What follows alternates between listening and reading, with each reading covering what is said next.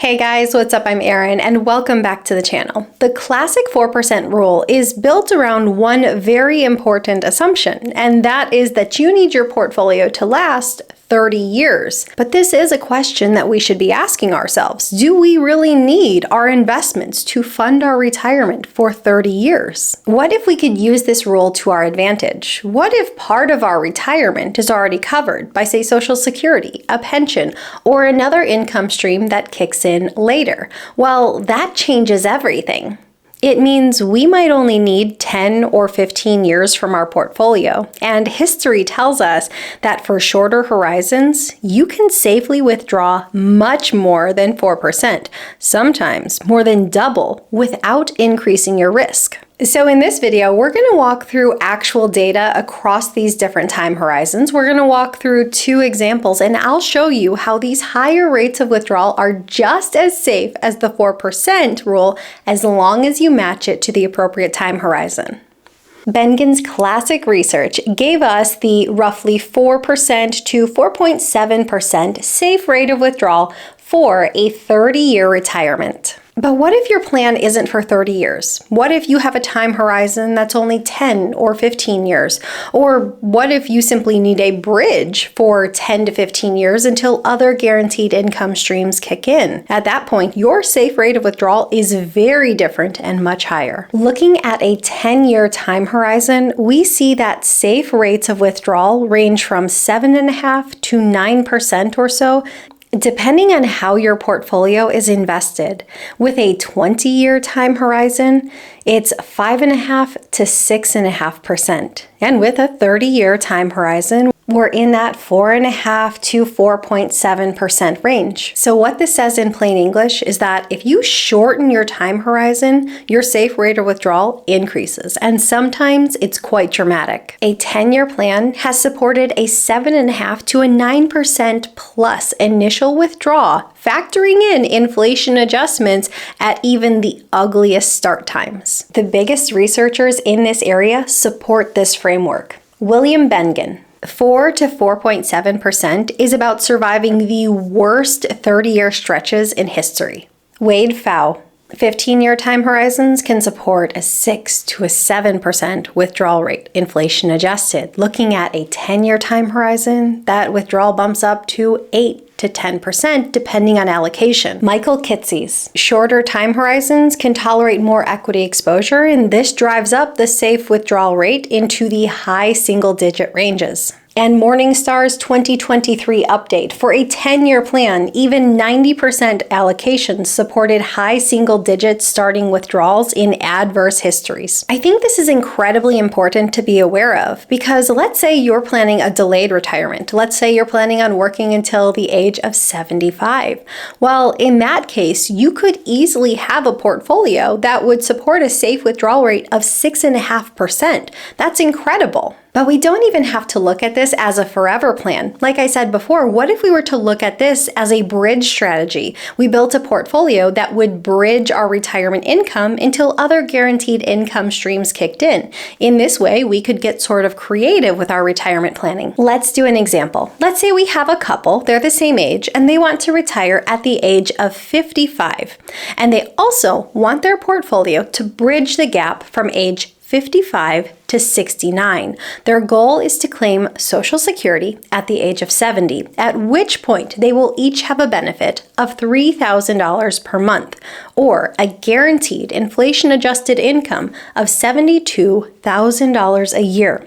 So this is their target spending, $72,000 a year for life. At 70, Social Security will fully cover their spending, and their portfolio becomes completely optional. With this plan, their portfolio only needs to cover their spending for 15 years until they claim Social Security at the age of 70, at which point they won't need to pull anything from their investments in order to cover their lifestyle. They'll have Social Security covering everything. So we really only need to bridge a 15-year gap with this portfolio. And with a heavy equity positioning and covering a 15-year time horizon, this couple could safely withdraw about 8% from their portfolio based on historical methods. So assuming they're comfortable using an 8% rate of withdrawal, this couple could retire at the age of 55 with a portfolio of about $900,000. This portfolio would provide $72,000 a year, inflation adjusted, for the next 15 years, until Social Security kicked in at age 70, at which point there would be no further required withdrawals to meet their spending goals. We could also take it a step further and have this couple introduce some practical safeguards to be a bit more conservative in nature. Maybe they hold at least 12 months of cash reserves to avoid having to sell if the market experiences a sudden shock. Maybe they introduce some guardrails where they increase or reduce their spending based on market performance. This can help to make sure their portfolio lasts this duration. And it's also worth keeping in mind that our tax lens absolutely matters here. A Roth versus a brokerage versus a traditional account is going to change the growth withdrawal needed to hit $72,000 in spending. The good news is, for a couple married and filing jointly, the tax burden on a $72,000 income should be fairly minimal, but it will have an impact depending on where this income is coming from. Let's do another example. This time, a single retiree with the goal of retiring at the age of 60. Their goal is to claim Social Security at the age of 70. At which point their benefit would be $4,000 a month or $48,000 a year. Their goal is to have a lifetime spending of $60,000 a year. We could break their retirement down into two phases. The first phase, from age 60 to 69. Here we need a 10-year bridge that has to come from investments.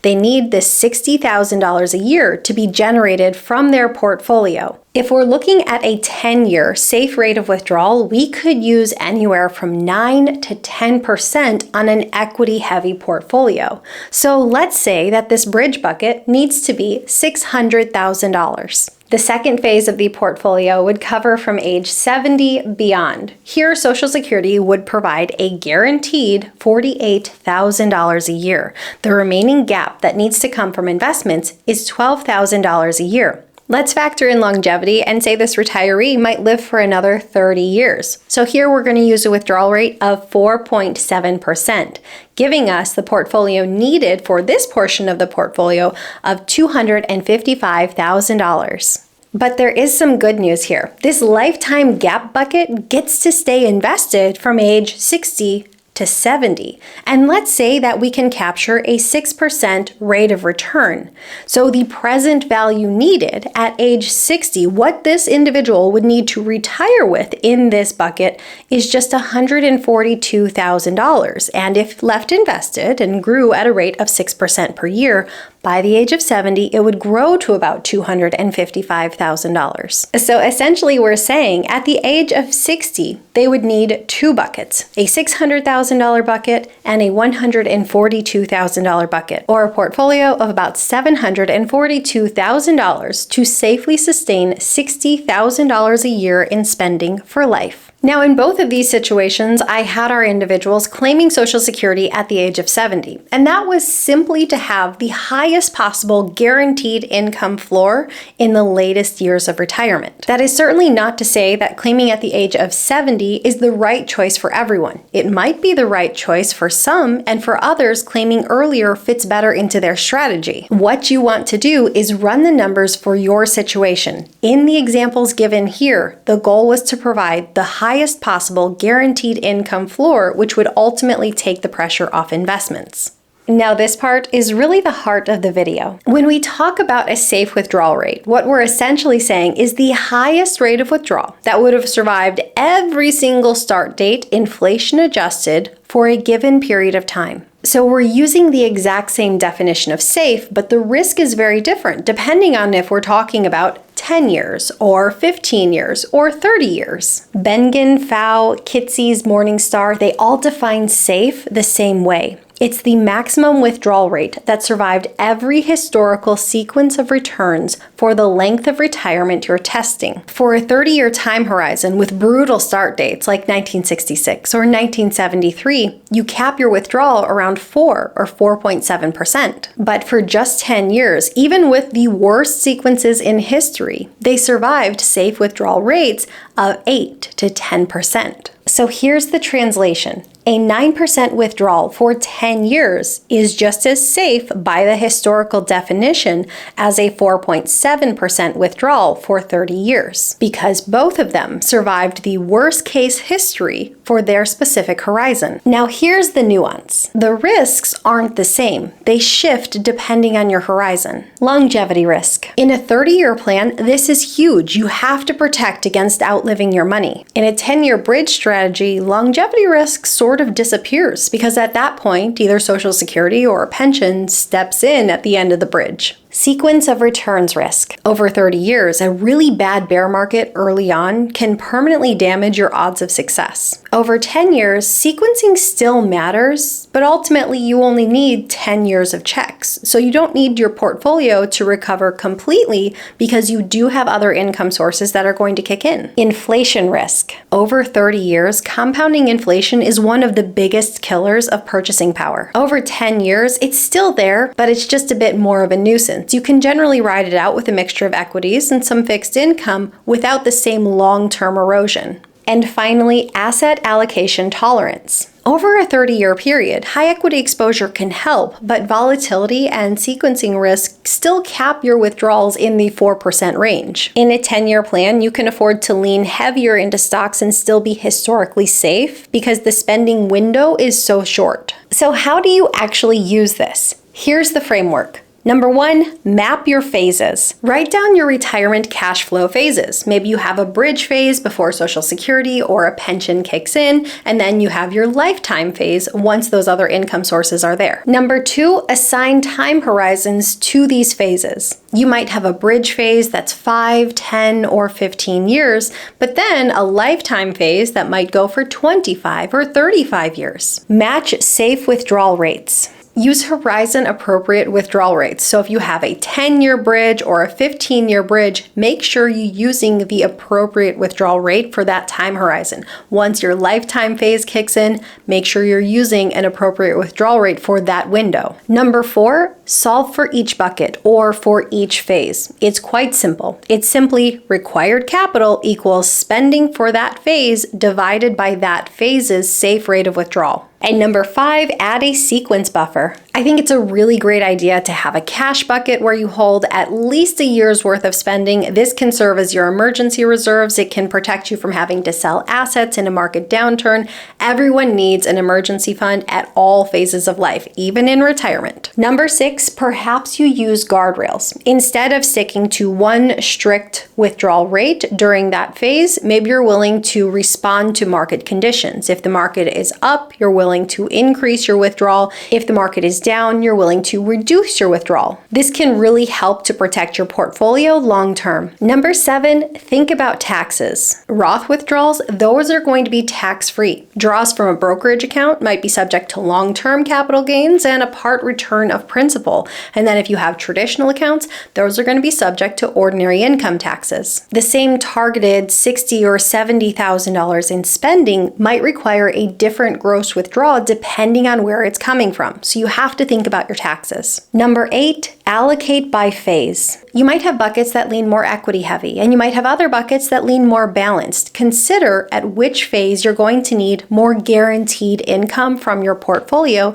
and consider what type of glide path you want to implement. Number 9, stress test. Always test against some of the ugliest decades we've seen, whether that's starting in 1966 or 1973 or 2000. Make sure that your portfolio can survive the ugliest of times. And finally, number 10, revisit annually. Your horizons may shrink, the markets may move, tax rules may change. You want to revisit your plan on an annual basis and make sure you can recalibrate as necessary. And a few important caveats so things don't get misapplied.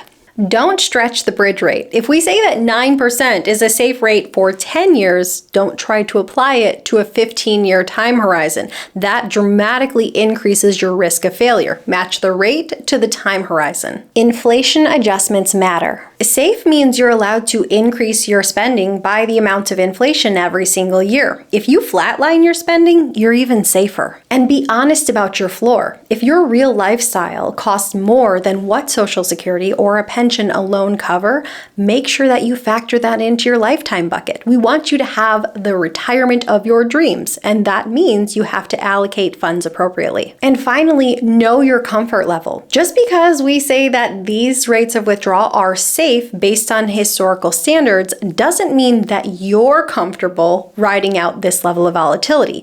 If you think these numbers might give you some discomfort, make sure you build in safe guardrails so that you can still sleep at night. The really big takeaway I want you to focus on here is that safe rates of withdrawal are not fixed. It's a slider that moves with your time horizon. For a 30-year retirement, 4 to 4.7% makes sense.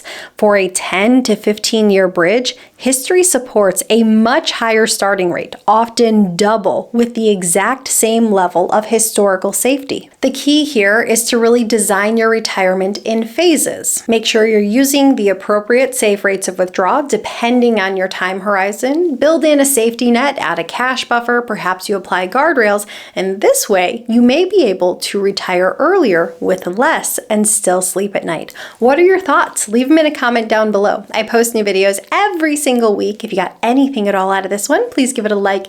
If you're new here, please consider subscribing, or if you know of someone who might get something out of this type of content, please consider sharing. I'll see you soon.